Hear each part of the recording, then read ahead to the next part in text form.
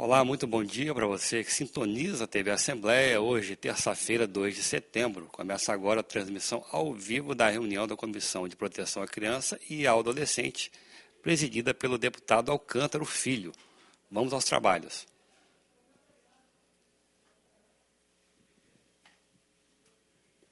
Bom dia a todos e a todas aqui presentes. Quero saudar as nossas convidadas que logo adiante serão nominadas, o público presente, servidores dessa Casa de Leis, todos que nos acompanham pela TV Alice, pelas plataformas digitais, com a graça e proteção de Deus e com fundamento no artigo 75 do Regimento Interno, declaro abertos os trabalhos desta reunião da Comissão de Proteção à Criança e ao Adolescente. No termo dos artigos 97, parágrafos 4º e 5º do Regimento, dispenso a leitura das atas das reuniões anteriores, encaminhadas aos gabinetes dos senhores deputados. Solicito ao secretário da comissão que proceda à leitura do expediente. Correspondências recebidas, resposta ao ofício enviado número 13, 2005, EDOCS 2025, recebido em 18/8/2025, resposta do Comando-Geral na pessoa do senhor Douglas Caos, coronel, comandante-geral da Polícia Militar do Espírito Santo, acerca do homicídio à adolescente Sofia, 15 anos de idade, no bairro Santa Rita, em Vila Velha. Resposta ao ofício enviado de número 14, de 2025, recebido em 25/8/2025, resposta do gabinete do delegado-geral da Polícia Civil do Espírito Santo, na pessoa do senhor José Lopes Pereira, delegado-geral adjunto da Polícia Civil do Espírito Santo, acerca do homicídio à adolescente Sofia, de 15 anos de idade, no bairro Santa Rita, em Vila Velha. Ofício de número 481, 2025, da CESP, em resposta ao ofício enviado por esta comissão, de número 15, 2025, despacho da Polícia Civil do Estado do Espírito Santo e Polícia Militar do Espírito Santo, acerca do homicídio à adolescente Sofia, de 15 anos, no bairro Santa Rita, em Vila Velha. Resposta do ofício encaminhado por essa comissão, 893/2025, referente ao ofício de número 017, 2025, solicitações de esclarecimento, referência à ocorrência no Hospital Jaime dos Santos Neves. Proposições recebidas não houve no período, proposições distribuídas aos senhores deputados não houve no período, proposições sobrestadas não houve no período, proposições baixadas de pauta não houve no período. Devolvo a palavra ao presidente. Obrigado, dispenso a leitura dos respectivos ofícios. Passamos à ordem do dia. Tema a ser discutido na presente reunião são as redes sociais e a doutrinação, quem está cuidando dos nossos filhos. E a gente tem a honra de receber nesta reunião a Juliene Mello, que é psicóloga clínica, com experiência no CRES, atualmente em abrigo de longa permanência, especialista em ansiedade, depressão, psicodiagnóstico e avaliação psicológica, estudante de Direito, atua de forma interdisciplinar na proteção e garantia de direitos de crianças e adolescentes. Muito bem-vinda. Catherine Denardi, falei certo o nome? Só tem hoje convidadas com um nome bonito aqui, ó. Assistente social, graduada pela EMESCAM, com experiência em acolhimento institucional, rede de proteção à criança e adolescente, saúde prisional, atuou em gestão de equipes, elaboração de projetos e articulação interinstitucional com foco na garantia de direitos e fortalecimento da rede socioassistencial. E Kathleen Monique, também, ó, só nome bonito, eu falei, né? Assistente social com 16 anos de experiência em instituições voltadas às políticas públicas de proteção à infância e adolescência, atuou como gestora de projetos na área da assistência social, com foco na articulação e fortalecimento de redes de proteção. Desenvolve palestras e ações de prevenção à violência contra crianças e adolescentes, promovendo a conscientização e o engajamento comunitário na garantia dos direitos desse público. É um tema de extrema relevância, que ganhou ainda mais repercussão recentemente, mas que é muito mais profundo do que se tem debatido. Portanto, É uma alegria muito grande de recebê-las aqui e para que nós possamos dar a contribuição necessária a esse debate por meio desta comissão, também contribuindo certamente para os trabalhos em prol das nossas crianças e adolescentes e também das famílias. Esse caso é um caso que muitas vezes é negligenciado, não só pelo poder público, mas também pelas famílias. Nós temos estudos que apontam que 90% das crianças e adolescentes eles usam redes sociais todos os dias em um tempo médio de 4 a 6 horas, ou seja, as crianças elas estão sendo muitas vezes educadas pela internet e não pelas suas famílias. Então está tendo essa inversão de valores. Os pais que trabalham o dia todo, muitas vezes chegam em casa cansado. E aí o menino, a menina sai da escola e o pai não quer ter o trabalho. E aí a solução que encontra para não ter o trabalho de educar o filho é entregar o celular e não monitorar isso, né? Então, esse é uma das causas. Eu tenho certeza que vocês têm muito mais propriedade para falar. Portanto, vamos começar ouvindo a Juliene com as suas considerações.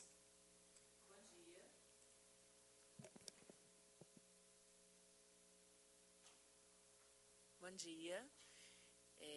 Eu gostaria de estar iniciando a minha fala, cumprimentando todo mundo. Bom dia. Eu gostaria de estar iniciando a minha fala com uma metáfora de um psicanalista, Ferenczi. Ele fala da metáfora da fruta bichada. E ela é muito interessante porque ela dá uma contextualizada exatamente nisso que a gente tem vivido hoje. A metáfora da fruta bichada, ela fala assim, ela vai contextualizar o trauma.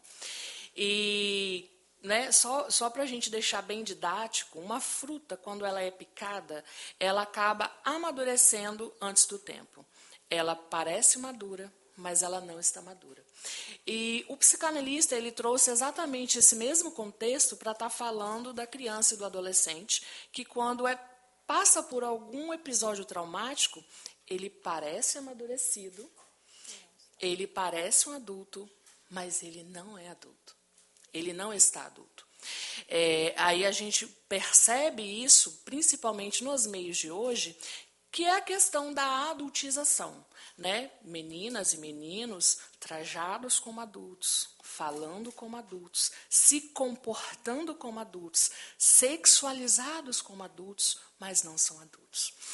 E isso acaba trazendo, quando a gente pensa numa perspectiva de desenvolvimento, algo que é muito ruim, que as meninas, as minhas colegas aqui, elas vão trazer a resposta desse depois, desse sujeito que não está pronto, desse sujeito que ele foi picado, ele foi bicado, uma fruta que não está pronta e acabou sendo amadurecida, mas não está. E a gente vai ter a resposta desses lugares, que as meninas aqui elas vão estar trazendo isso, que é toda a resposta social que a gente tem hoje. Então, a criança e o adolescente, ele precisa estar em constante monitoramento. Por quê? Hoje a gente precisa entender que a gente vive em um lugar que a tecnologia faz parte do nosso dia a dia. Mas a gente, enquanto família, a gente, enquanto política, a gente, enquanto Estado, não podemos deixar também de perceber o nosso lugar de fala, o nosso lugar de acompanhar essa criança. Eu ainda disse hoje pela manhã que, às vezes, nós não vamos conseguir controlar. Por isso, o mais importante é o educar. E abrir espaços para discussões como essa, ele bem disse, que às vezes a gente está cansada na nossa rotina do dia a dia, o pai, a mãe, aquela pessoa que é um cuidador direto, é muito mais fácil eu silenciar essa criança dando uma tecnologia para ela. Então, eu vou conseguir dar conta do meu dia, vou dar conta de descansar, mas quem vai estar com essa criança tomando conta dela? Então, acho que todas essas contextualizações, acho que tudo isso faz com que a gente perceba o quanto mais necessário é o nosso lugar enquanto pessoa que está cuidando desse sujeito.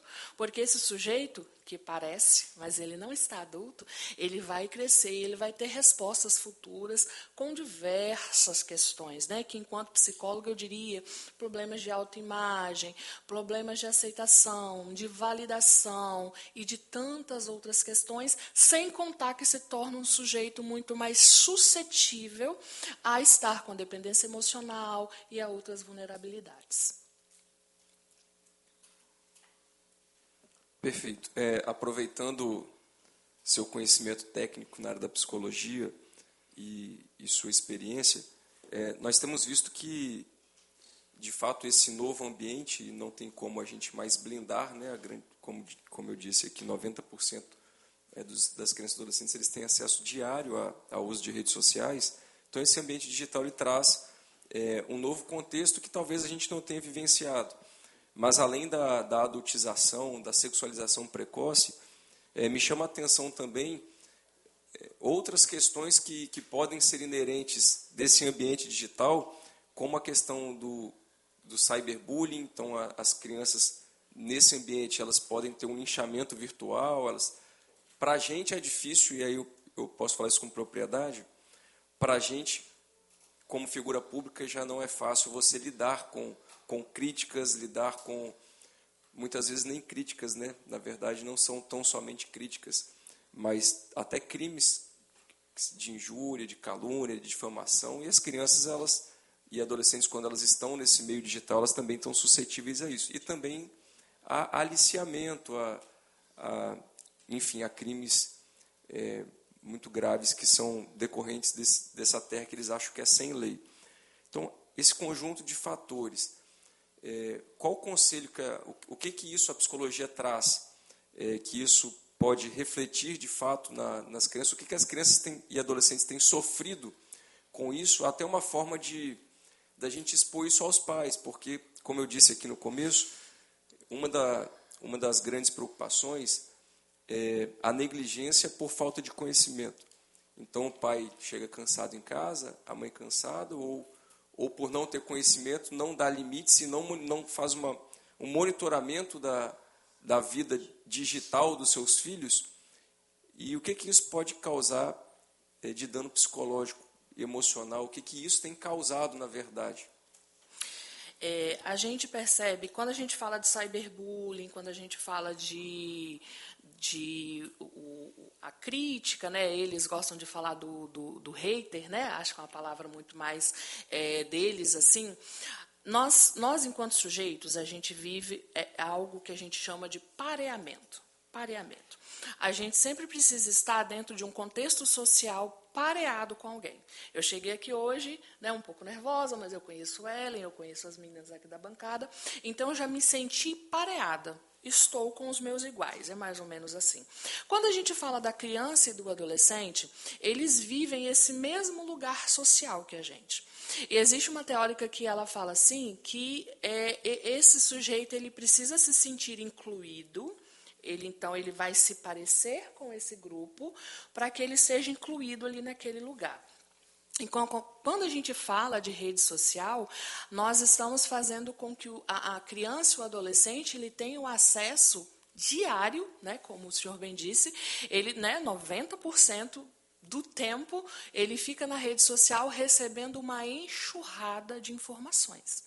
E aí ele vai começar a se parear com esse outro lugar que não é a família dele, que não é os valores dele.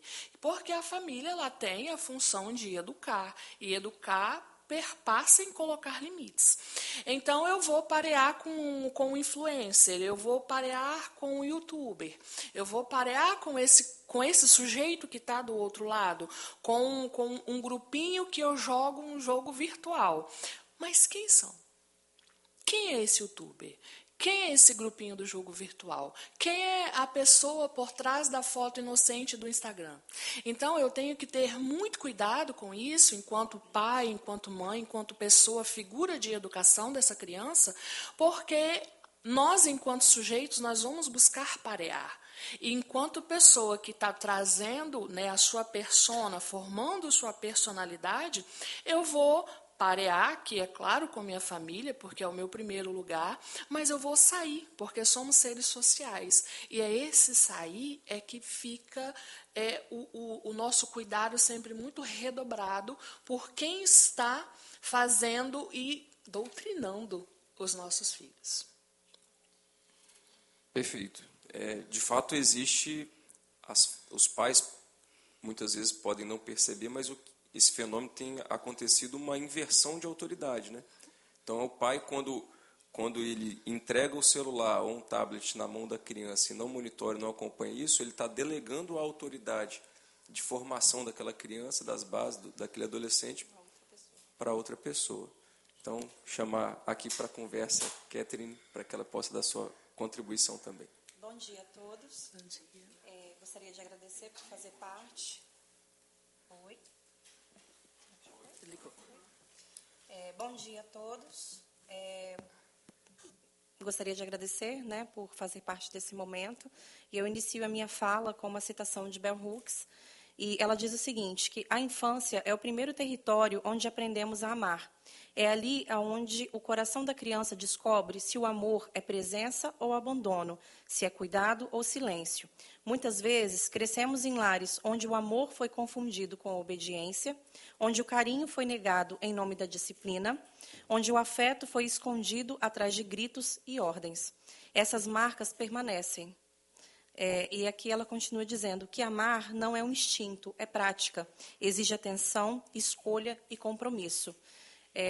Eu falo dentro da minha vivência, né, que eu trabalho dentro de um acolhimento de adolescentes de 12 a 17 anos, e é muito notório e perceptível, né, quando a adolescente chega nesse momento, a falta de cuidado, né, a negligência, que leva, né, complementando a fala da colega, na questão da validação. Né? O adolescente, no meu local de fala das adolescentes, elas buscam a constante validação. Se não recebe afeto, né, orientação, ela vai buscar a validação de alguém. Né? E também, uma coisa que eu percebi ontem, antes de vir para cá, eu tirei um momento com as minhas acolhidas e fiquei refletindo mesmo com elas, né, e conversando, e eu percebo que o quanto a falta do incentivo do brincar, principalmente na infância, isso tem levado também o grande avanço, né, do acesso das redes sociais, né, e ela fica, de fato, exposta a tudo que é oferecido ali. Né? Eu vejo que hoje, na faixa etária, né, que eu trabalho, as meninas elas gostam muito das danças, né, do TikTok, das danças sensuais. Né? E, ao questioná-las sobre isso, elas nem entendem que aquela também é uma dança que leva a uma outra circunstância. Né? Então, eu percebo que a falta do incentivo, do brincar, do aproveitamento integral da infância, né, também leva a essa questão da doutrinação, da falta de validação, da validação, da busca da autoestima que não foi construída de forma saudável na infância, né, e vem repercutindo por toda a faixa etária delas até a vida adulta. Né, o que também nos traz mulheres e homens também com muitas questões, né, e que depois também esses adultos fazem os filhos e isso se torna uma bola de neve, né, também. Eles buscam, assim, repetindo, né, que buscam essa validação, encontram nessas danças e nas atividades que elas fazem essa construção da autoestima, né, e aceitação, e que também é complementar a fala da colega sobre o pareamento. Né? E eu também percebo que a própria televisão, as redes sociais, há muito tempo, elas vêm tirando isso das nossas crianças e adolescentes. Né? Aquele sentimento de pertença, de ser criança, de poder assistir programas e se identificar com algo que seja, de fato, para a faixa etária delas. Né? E é isso. É importante destacar aqui, dentro de tudo que foi falado, a questão da validação. Né? Uhum. Que isso é natural, é inerente do ser humano a gente buscar a validação. Aceitação. E, de fato, se cria um ciclo vicioso, no sentido de, no seu caso, por exemplo, com adolescentes acolhidas, provenientes de uma falha de estruturação familiar, como foi dito, elas buscam a validação, mas isso também não se resume a elas, porque hoje, como eu disse, eu tenho insistido aqui, tem muitas crianças que estão no seio familiar, mas que também não são assistidas, ou não são acolhidas dentro da sua própria casa, e aí buscam, de fato, a validação. E aí encontra uma possibilidade de validação, no caso das meninas, por exemplo, como foi mencionado, nas danças sensuais, que é um reflexo de adultização que foi dito, que traz consigo a sexualização precoce, que alimenta essa rede de pedofilia que se tem no Brasil, e quando não, pode gerar outros frutos muito, muito ruins, como a gravidez na adolescência, a gente tem as DSTs, isso aí destrói de fato o caminho dessas meninas. Então é um tema muito profundo, muito mais complexo do que a gente pode, no primeiro momento, imaginar, e que, de fato, tem alcançado aí, assim, esse número é muito alarmante, né? 90% das crianças e adolescentes, eles passam de 4 a 6 horas por dia nas telas. E quantos por cento dessas crianças e adolescentes eles têm tido um acompanhamento, um monitoramento? Então, é um ambiente, de fato, de uma vulnerabilidade onde nós não temos, em que pese a gente ter uma das legislações mais modernas do mundo, que é o ECA, mas na rede social a gente não tem essa proteção de fato. Então é um tema extremamente relevante. E para participar também, chamar a Kathleen para fazer a sua contribuição.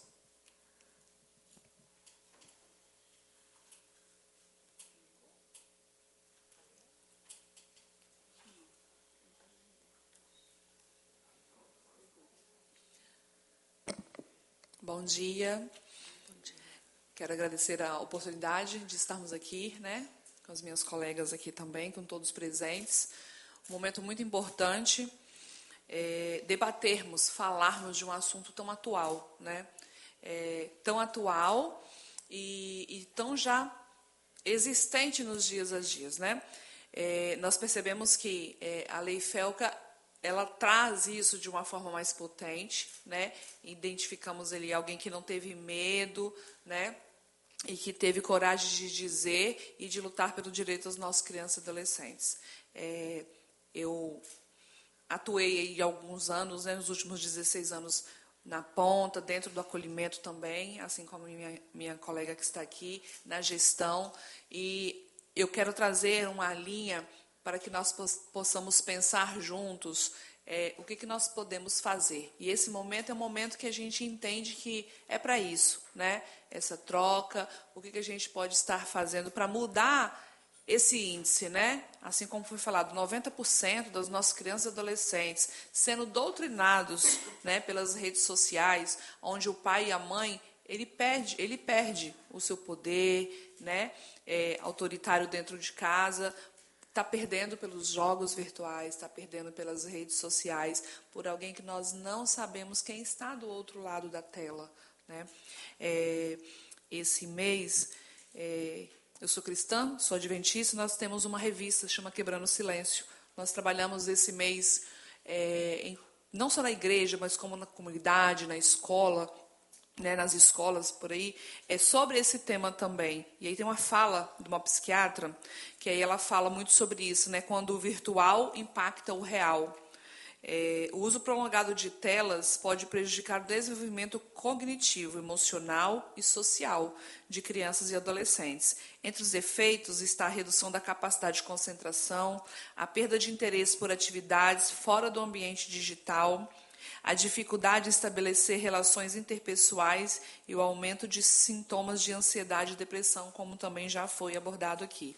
As mídias sociais, os jogos virtuais, são projetados para serem envolventes, oferecendo recompensas imediatas, o que interfere na capacidade de lidar com a frustração do mundo real. Esse é um dado atual e que é um tema que nós precisamos falar, né? Porque se cada um de nós entendermos que esse é um dever de todos nós, né? Assim como como cita nas legislações, é um dever do Estado, é um dever da família, né? É um dever da comunidade. Então, todos nós precisamos entender isso como uma luta, né? Um outro dado também que saiu na revista, e que é muito importante, um dado de 2023. Em 2025, isso estoura de uma grande forma, mas isso já vem sido falado há muito tempo. 52% dos latinos-americanos sofrem algum tipo de assédio digital. E esse dado ele é muito forte. 1 em cada 8 crianças no mundo foi vítima de algum tipo de violência sexual na internet entre maio de 2022 e maio de 2023. Nós estamos falando aqui de um ano, né? Apenas um ano, a quantidade de crianças que são vítimas. E aí a gente traz um gráfico de quê? De violência sexual, né? E aí eu falo assim, nós precisamos fazer um trabalho de prevenção para que essas crianças acabem não sendo vítimas e não sendo usuários do sistema de proteção social especial, que aí vai parar lá onde a Caterine atua, né? Também atuei durante muitos anos no acolhimento. E aí, o que a gente precisa fazer? Nós precisamos fazer um trabalho de prevenção. E o que nós estamos fazendo aqui hoje é um trabalho de prevenção, né? Como que nós vamos mudar isso? De que forma que nós podemos doutrinar? É uma causa perdida? Não, jamais, né? E aí esse é o trabalho de formiguinha que cada um pode contribuir. Saiu uma matéria no G1 que eu achei muito importante trazer. Para mudar esse cenário, é importante criar ambientes que sejam acolhedores, inclusivos, nos espaços frequentados pelas crianças. Conforme a psiquiatra falou aqui, hoje em dia é muito difícil a gente tentar levar a criança para algum lugar. Ele não quer mais jogar bola, soltar pipa, ficar na rua, não. Ele quer ir para casa, ficar no celular. Eu sou diretora, lá na comunidade a gente tem um clube de desbravadores. A gente está com 30 meninos em um bairro de periferia.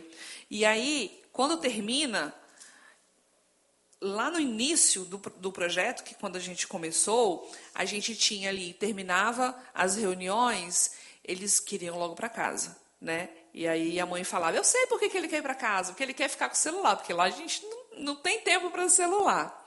Mas hoje não. Termina a atividade e eles não querem ir embora, né? Eles ficam tudo ali na porta da minha casa, né? Eu falei que a sede do desbravador vai ter que ser agora dentro de casa. Por quê? Porque cria-se um vínculo afetivo. E essa é a troca que muitas crianças e adolescentes acabam tendo na internet.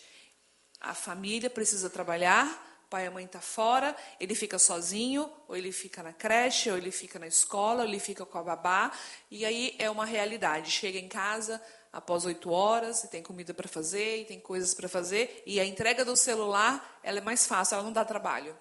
Então, essa troca afetiva ela é feita pela tela, por alguém que a gente não sabe quem está do outro lado, né? Através dos jogos e de tudo isso. Então, aqui fala justamente sobre isso, uma vivência real, né?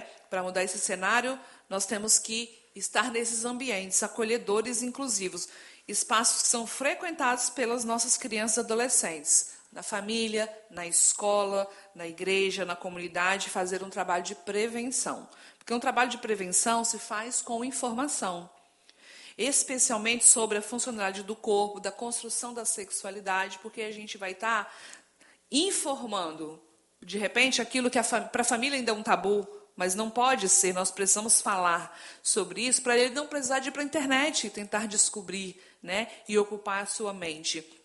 Porque se a gente faz esse trabalho da proteção, da prevenção, a gente vai ter aí a redução do menino que é violentado sexualmente, que vai parar nos acolhimentos, que precisa ficar longe do seio familiar. Então, assim, é a cereja do bolo, né? É a violência virtual.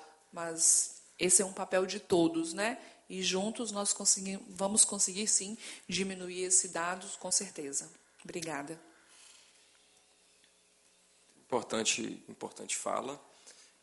E aproveitando aqui, na fala da Kathleen, quando ela traz da gente buscar medidas. E aí eu quero abrir para vocês que têm experiência vivencial lidando com crianças e adolescentes, para trazerem aqui o que vocês poderiam sugerir, o que vocês poderiam aconselhar, tanto os pais em relação a esse tema, quais medidas, eventualmente, vocês poderiam sugerir para que o poder público, através da comissão, o governo do Estado, as prefeituras, enfim, o que a gente pode tirar desse debate aqui de ideias para que, de fato, a gente possa aperfeiçoar esse acolhimento às crianças e adolescentes, sejam dentro de casa ou sejam nos demais espaços.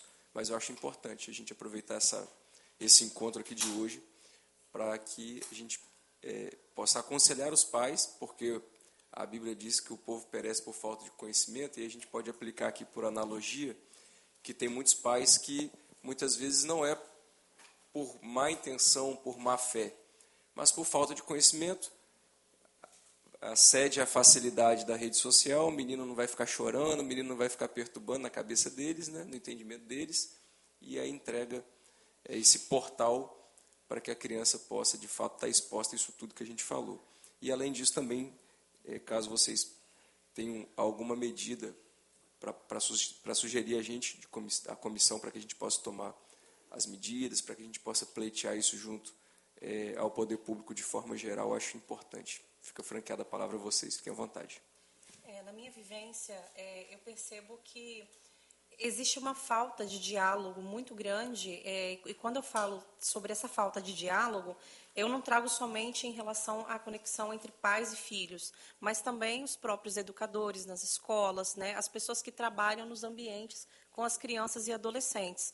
Fomentar um diálogo, realmente trazer a criança e o adolescente para o diálogo, né, porque existem certos assuntos que eles até consideram como tabus, né, como a colega aqui ela trouxe para a gente, mas que as crianças e os adolescentes eles têm que se sentir à vontade de trazer o diálogo e conversar. Isso tem que ser incentivado, né?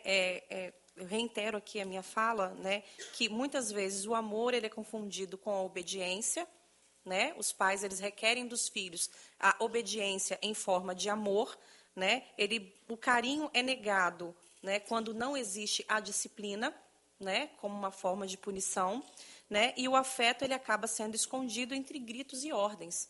Então, a gente precisa fomentar esse diálogo, né, não somente com os pais, mas por toda a rede que atende as nossas crianças e adolescentes. Eu penso que também a prática de esportes também pode ser uma forma muito positiva, né, para agregar valor, para poder tirar essas crianças e adolescentes da frente das telas, para que eles possam descobrir as suas potencialidades, conversar. Ontem mesmo, em diálogo com as meninas, eu trouxe para elas o seguinte exemplo, né, que antes, na nossa geração, a gente brincava muito de amarelinha. E se você for parar para pensar na amarelinha, você joga pedrinha e você vai do número 1 até o céu. Então, existe um processo para que as coisas aconteçam. Eu acho que a internet, não somente para as crianças e adolescentes, mas trouxe muito para a gente essa questão de que tudo tem que ser muito rápido. Nós não estamos vivenciando os processos que as coisas acontecem, né? Então, é importante promover, né, e esse entendimento de que o processo ele precisa existir. Né? O diálogo ele precisa ser fundamentado para que não aconteça o que tem acontecido com as nossas crianças e adolescentes. Né? Então, acho que a prática do esporte, né, pode ser muito positivo, a prática do diálogo, fomentar isso, né, melhor, pode ser muito positivo. Eu gostaria de estar complementando. A colega ela trouxe algo aqui que é muito bacana, que é uma coisa que eu ouço muito em consultório quando eu faço o momento com as famílias. Nós viemos de uma criação onde a questão da obediência cega, ela, nesse momento atual que a gente vive hoje, ela tem que ser muito bem compreendida pela criança. Se eu não dou abertura, como a Cat trouxe muito bem aqui, se eu não dou abertura para que o meu filho, minha filha, meu adolescente confie em mim para tratar as suas questões, principalmente relacionadas à sexualidade, eu vou ter uma outra pessoa que vai estar fazendo isso lá fora. E essa outra pessoa, ela não vai estar gritando, ela não vai estar cobrando obediência cega, mas o que eu quero dizer é que essa outra pessoa ela vai estar, de fato, aliciando e transformando essa pessoa no processo de adultização. Eu sempre falo assim com todos os pais, hoje, eu ouvi isso do meu pastor e meio que me chocou. Infelizmente, a gente não educa os nossos filhos sozinhos. E uau, e é verdade. A gente não educa os nossos filhos sozinhos. E eu sempre busco passar isso para os pais e para os responsáveis, que é muito mais proveitoso. As colegas trouxeram aqui e eu comecei a questionar as vivências.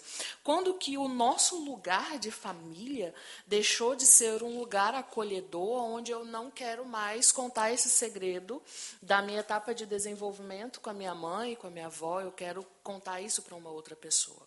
E eu acho que fica esse espaço de debate, de voz e de conscientizar as famílias que o lugar de referência e de valores é o lugar aonde a gente teve. Às vezes, essas famílias não estão preparadas para isso e a gente deve pensar, sim, em políticas que vão conscientizar que o valor familiar é o que nos distingue, inclusive, um do outro.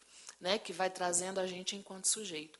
Então, é a família como esse lugar de acolhimento, de informação, e onde a criança e o adolescente ele possa estar confortável para tratar sobre tudo, porque eu vou tratar disso da forma que eu achar mais conveniente para explicar para minha filha algumas coisas, para que a outra pessoa lá fora não vá estar explicando isso de uma maneira errônea às vezes.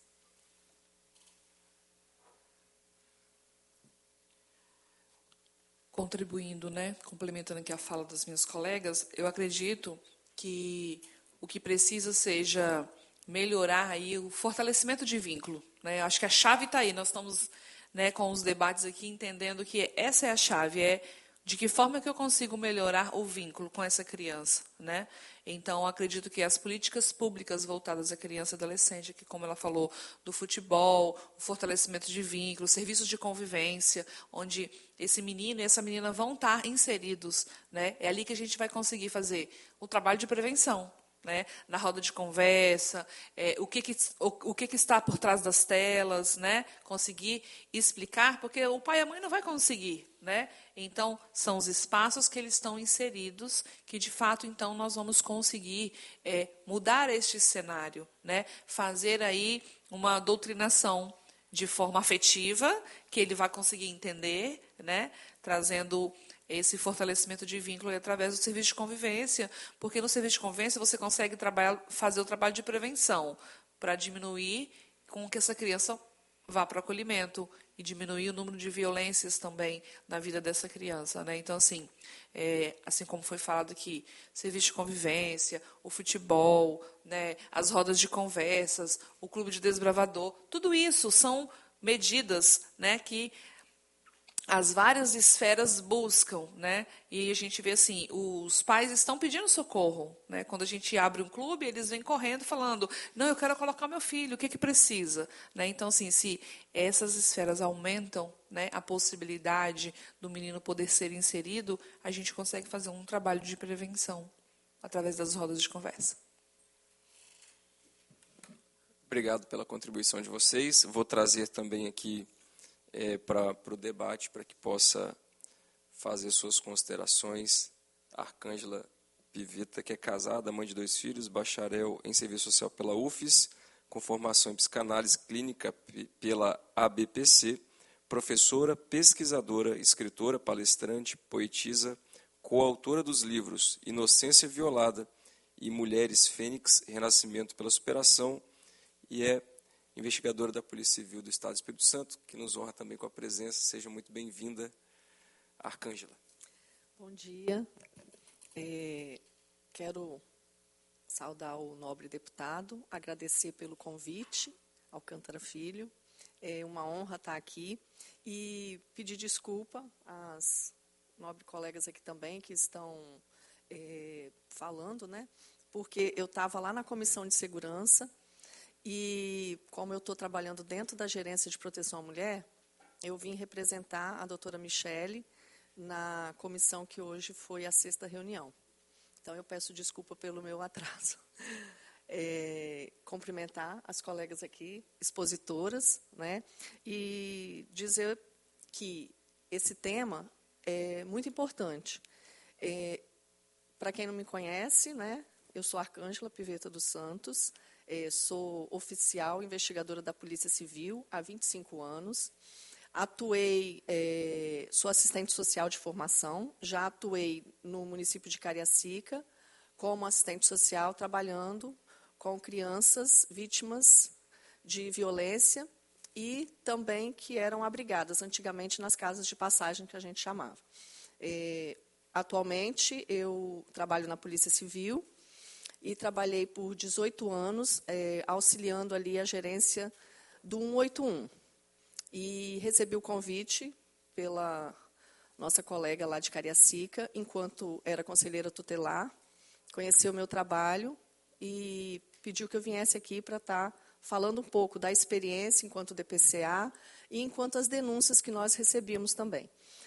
E agora, há uma semana, eu estou na nova e nobre missão, que é auxiliar na gerência de proteção à mulher. Os temas estão bem relacionados, né? Então, como o deputado falou, nós escrevemos um livro, que é a Inocência Violada, e que fala alguns casos, nós contamos alguns casos de violência doméstica, violência sexual e maus tratos contra criança e adolescente. E, esse ano, nós publicamos um outro livro que fala sobre violência doméstica, que é Mulheres Fênix. E, quando a gente palestra em vários locais que somos convidadas, né? Igrejas, algumas companhias, igual a Vale do Rio Doce, a CST, que nós fomos falar, a gente acaba não só falando da violência doméstica, a gente acaba falando da nossa experiência enquanto DPCA. E a gente foca muito sobre esse tema, que são as redes sociais. O cuidado. Por quê? Porque quando nós estávamos na DPCA, ainda as redes sociais estavam começando, né? Que era o Orkut, o MSN. Então, isso há mais de 20 anos atrás. Hoje, evoluiu muito, né? A internet, e com isso vem os crimes, né? Os golpes. E o que a gente percebe enquanto profissionais da rede de segurança pública? Nós percebemos que, muitas vezes, nós, como pais, eu me coloco assim, que eu já tive criança, e muitas vezes a gente vê uma tela como algo que não possa trazer nada de maldade, né? Mas, na verdade, as telas hoje estão muito nocivas. Por quê? Porque eu vou colocar um tablet, eu vou colocar um telefone nas mãos de uma criança, para eu poder fazer um serviço doméstico, para eu trabalhar home office, que hoje a gente tem muitos pais, né, trabalhando em home office. Então, o que a gente consegue? O que a gente faz? A gente, às vezes, transfere para as telas uma função que é nossa, de educação e de cuidado. E aí as telas estão sendo o quê? As babás. Eu não ouvi os relatos aqui, mas eu tenho certeza que as demais colegas, elas devem ter falado isso. Porque hoje você chega num restaurante e você vê as crianças com o telefone. Crianças, às vezes, que não têm 1 ano, já sabe passar, fazer o movimento do dedo ali da tela. Então, assim, quais são os perigos? Eu, enquanto operadora de segurança pública, eu falo pela experiência de quê? De que hoje nós temos, por trás das telas, isso é noticiado, pessoas que se passam, né? Chama ali para conversar nos jogos online, o que fazem? Se passam por outra criança, mas é um possível pedófilo. Então, nós precisamos verificar sempre. E a tecnologia, ela nos dá o quê? Ferramentas. Hoje nós temos aplicativos que você consegue ver o tempo que seu filho está nas telas, você consegue programar até as televisões, para a própria internet. Eu estava lendo e estudando, a gente consegue, através da Alexia e outros programas, com que a internet, em determinado momento, ela pare de funcionar. Então, ele não vai ter acesso, seja do celular, seja da televisão, porque hoje está tudo interligado. E, independente da situação financeira, né, socioeconômica, as famílias hoje elas têm acesso a telefones. E para muitas mães, não estou julgando, né, estou apresentando uma colocação, às vezes ela precisa daquele recurso para terminar o serviço. Eu trabalho muito com as palestras, a gente direciona mais para as famílias vulneráveis. Então, eu vejo que a necessidade daquela mãe para terminar o serviço dela, ela coloca os filhos em frente à tela. Mas isso aí gera o quê?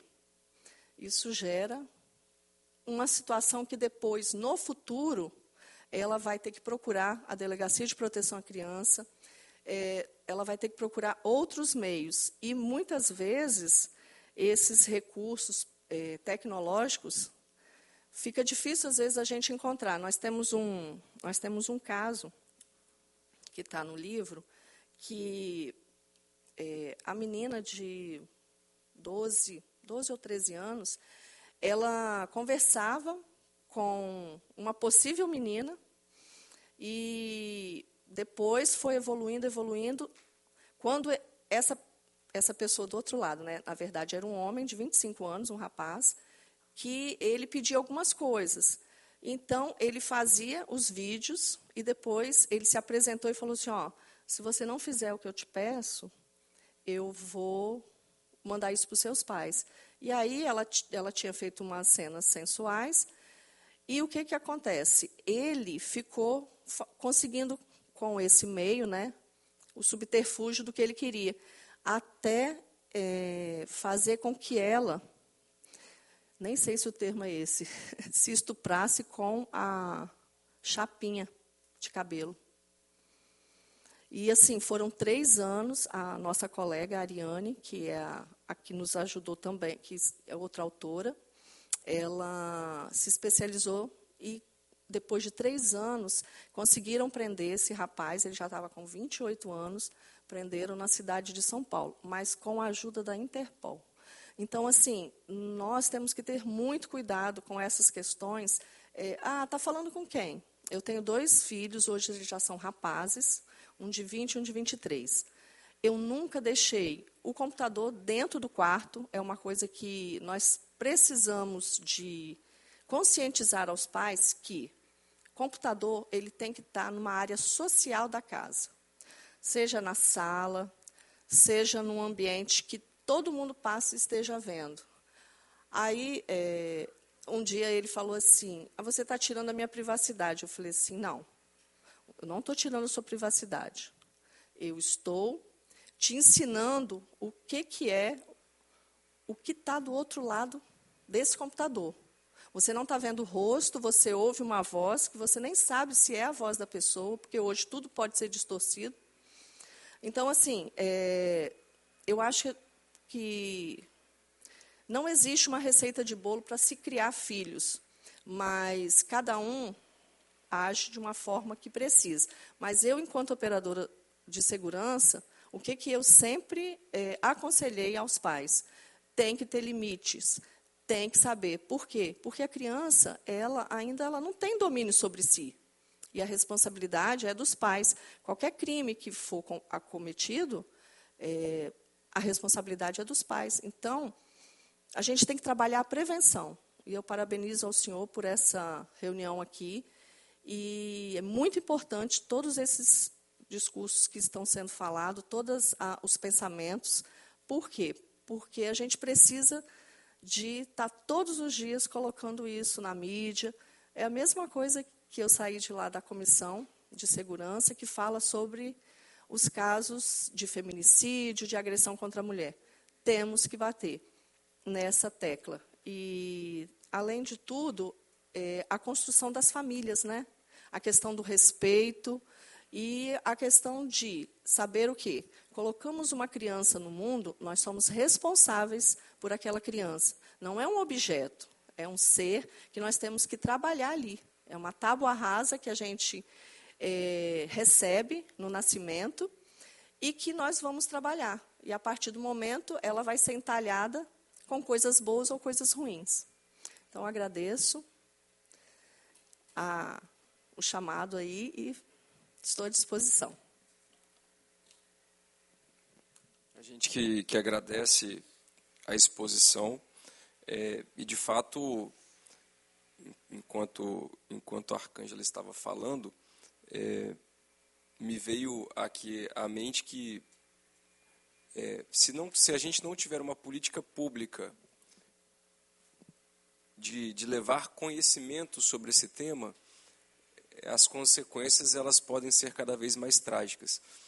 Porque hoje já é dito por especialistas que o uso de redes sociais, o uso de internet, ele se equivale a uma droga.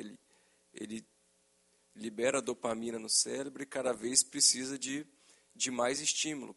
Por isso que, de fato, as crianças elas ficam tanto tempo nas redes sociais, tanto tempo nos joguinhos, e é um portal que se abre, como foi dito, a gente não sabe quem de fato está lá do outro lado. E aí eu lembrava aqui da minha infância, eu também cresci num bairro bem humilde de Aracruz, e os meus amigos não tinham acesso a videogame, a computador, nada, e a gente tinha o hábito de jogar bola, soltar pipa, e quando eu ganhei, na época, o meu primeiro videogame, que eu ganhei até num sorteio de supermercado, mas eles ficavam jogando mais do que eu, porque eu já ficava mais dentro de casa. Só que naquela época não tinha uma ligação online dos jogos. Os jogos você jogava, apesar de terem alguns jogos que não eram tão saudáveis também, mas não tinha um risco de exposição que de fato se tem hoje. Então hoje não é só, a gente não está falando aqui só dos filhos estarem sendo criados por TikTok, por Instagram, por Kawaii, por redes sociais.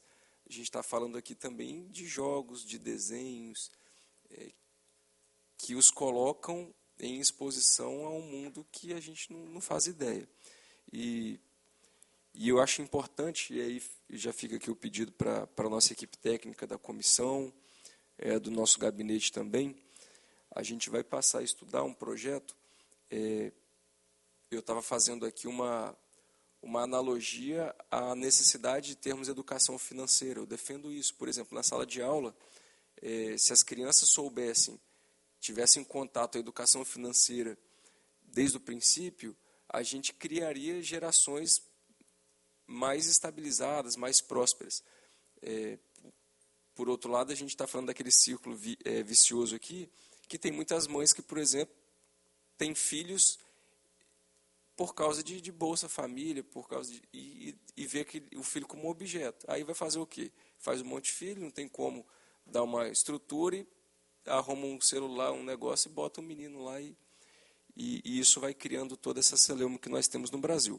Mas além, como eu disse, eu pensei na educação financeira, da gente criar um programa, sugeria, aí vamos ver tecnicamente, apresentar um projeto de lei, não sei, para que a gente faça no Estado do Espírito Santo um programa de educação digital, para ensinar as crianças desde o começo, na base, a utilizar a rede social, a utilizar os aparelhos eletrônicos, uma vez que é inevitável que elas de fato vão usar, mas para que elas saibam também dos riscos, que elas saibam que isso pode ser como uma droga, que elas saibam que aquilo não é um ambiente inocente, e de tudo que a gente falou aqui, da questão da sexualização precoce, dos crimes de pedofilia, dos crimes de cyberbullying.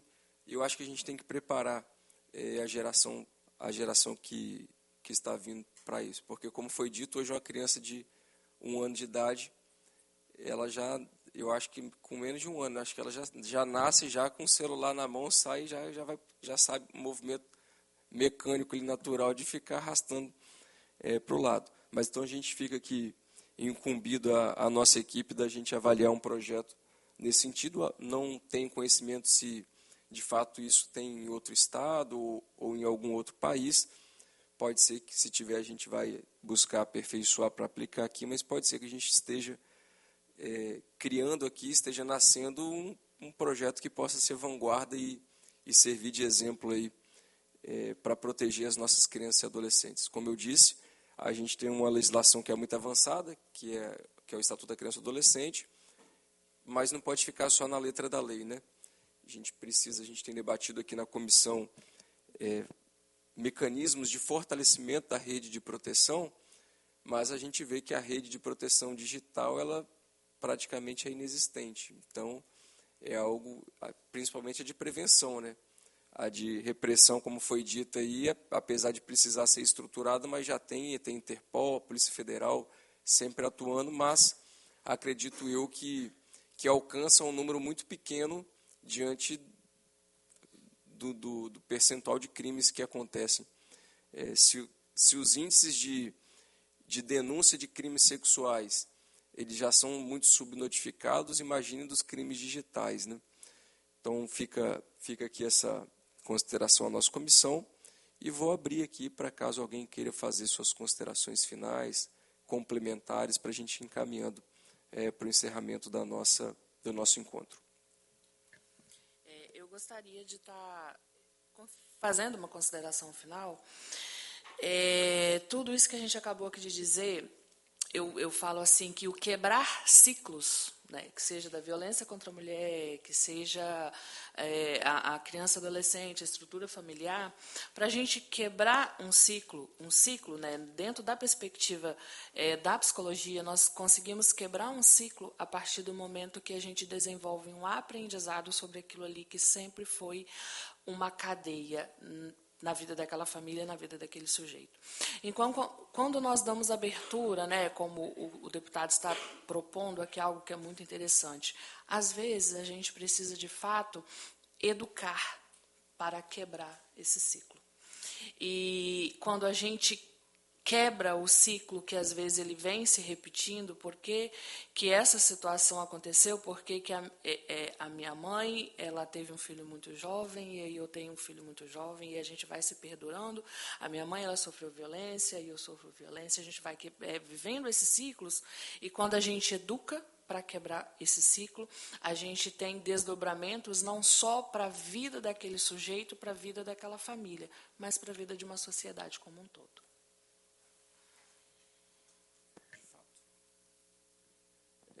Mais alguém quer fazer uma consideração? Kathleen? Não? Kathleen e Arcângela. Quero falar as considerações finais quando Vossa Excelência falou da questão dos casos subnotificados, né? Quando eu trabalhava com as denúncias, e olha que muitos pais nem sabiam o que estavam se passando dentro, às vezes, dos próprios lares. Então, assim, eram casos inúmeros na DPCA. Agora, imagina a violência nas redes sociais, seja ela da forma que for, né? Quantos casos os pais nem ficam sabendo, ou quantos casos eles nem levam, porque é algo que não é físico. Então, tem que ter muitas provas, e às vezes eles acham que é muito difícil estar fazendo o recolhimento dos prints para poder encaminhar à delegacia de crimes cibernéticos. Então, assim, são muitos casos. A gente não daria, eu acho que a segurança pública não daria conta, porque eu falo isso porque eu já trabalhando na segurança, meus filhos tentavam me dar nó, imagina para quem não conhece. Porque todos nós já fomos crianças e a gente sabe, quando a gente quer fazer alguma peraltice, né, a gente sempre dá um jeitinho. E, assim, por isso que eu falei e falo novamente a questão dos aplicativos de controle parental. Isso é necessário, isso precisa, porque você vai ter noção do que o seu filho está vendo. E uma coisa assim, há 2 anos atrás, eu fiz, só um parênteses mesmo, a título de conhecimento.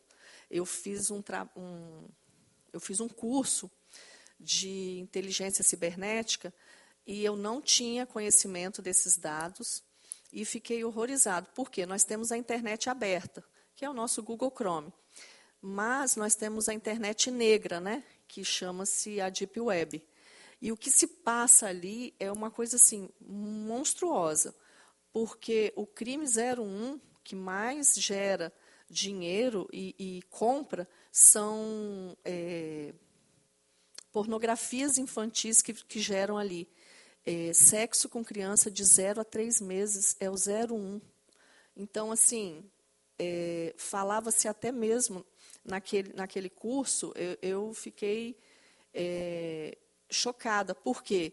Às vezes a gente tem, dentro do nosso grupo de WhatsApp familiar, a gente passa fotos de bebês, às vezes na banheira. E o professor ali, ele falava assim, esse passar essa foto pode ser capturada. E eu fiquei assim, ele falou, não pelos meios da internet aberta, mas pelos meios da internet negra, né, que é a Deep Web. Então, eu fiquei bem chocada, porque eu não imaginei. E eu cheguei em casa, comentei isso para os meus filhos. Na época, um estava com 18, e ele falou, mãe, eu sabia disso. Aí eu falei, meu Deus, eu estou dentro da secretaria, eu estou dentro da segurança pública e estou aquém, sou uma pessoa que estuda, estou sempre nos cursos e estou aquém disso. E meu filho, um adolescente, ele sabia disso. Então, assim, olha como que está o nível de conhecimento dos isso meu filho, na época, tinha 18. Imagina uma criança hoje de 9, 10 anos, o que eles conseguem fazer e ter acesso na palma da mão. Então, precisa realmente de ter esse controle parental. Agradeço aí as considerações finais. Perfeito. É importante aqui destacar que, de fato, chamar atenção para os pais que estão nos acompanhando, que nós temos mecanismos de, como foi dito, de controle tanto da internet, quanto da televisão, do YouTube, mas também no aparelho celular. Hoje tem aplicativos até gratuitos que você controla o que você vai liberar para os seus filhos, para eles estarem acessando, e o tempo também. Além disso, destacar também o que foi dito aqui, nós temos a internet aberta, ela é a ponta do iceberg. Nós temos a Deep Web, como foi dito, nós temos a Dark Web, e nós temos camadas ainda mais profundas e perigosas, que são muito maiores do que o que a gente vê. E me veio à mente aqui, disso tudo que a gente está falando, concretizando em um caso que foi um caso marcante, que aconteceu o ataque nas escolas em Coqueiral de Aracruz, que nós atuamos aqui na comissão naquele ano inteiramente sobre a pauta da segurança nas escolas. E para quem não sabe, tudo foi criado ali, tudo aconteceu através da Deep ou Dark Web, uma vez que aquele aluno ele sofreu, segundo ele narra, sofreu bullying e foi acolhido, apesar de o pai ser policial militar, apesar da mãe ser professora, ele foi acolhido na rede social, na internet, nem na rede social, né, na Deep Web, e ali ele, junto com outros criminosos, ele mentalizou aquele ataque que vitimou tantas pessoas. Então, esse é um tema muito relevante. Quero agradecer a contribuição de todas vocês. A gente se sente honrado com a participação de vocês. De certo, é de grande valia para a população capixaba. Daqui, nós tomaremos algumas medidas. A gente vai estudar, sair daqui com a incumbência de estudarmos medidas, propostas, para aperfeiçoar a nossa legislação, para aperfeiçoar o serviço público no Estado do Espírito Santo e, quem sabe, a gente inaugurar algumas ações aí de vanguarda para que a gente possa, de fato, estabelecer uma maior proteção também no ambiente digital. Fica o meu agradecimento mais uma vez a cada um de vocês, à nossa equipe, aos servidores dessa casa, a todos que nos acompanharam até aqui. Eu quero agradecer e, não havendo nada mais a tratar, vou declarar por encerrados os trabalhos desta comissão, convocando os deputados, membros desta comissão, para a próxima reunião ordinária a ser realizada no dia 14/10/2025. Um bom dia a todos. Muito obrigado, que Deus abençoe.